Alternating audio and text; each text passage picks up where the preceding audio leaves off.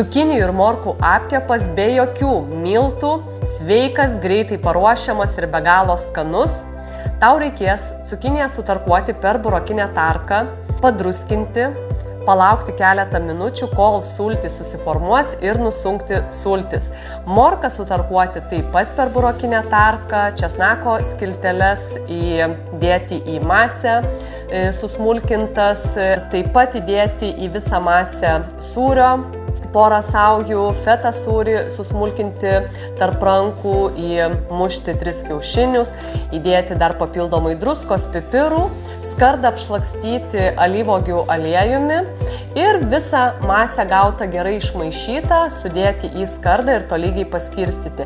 Kepti 180 laipsnių temperatūroje apie 40-45 minutės, priklausomai nuo skardos dydžio, nuo tavo apkepo storio. Kepimo laikas priklauso.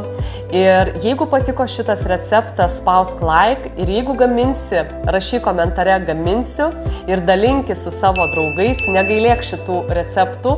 Ir daugiau mano receptų rasi Sveikatai palankus LT svetainėje. Prenumeruok naujienas ir sužinok pirmas naujausius receptus ir gauk geriausius pasiūlymus tu.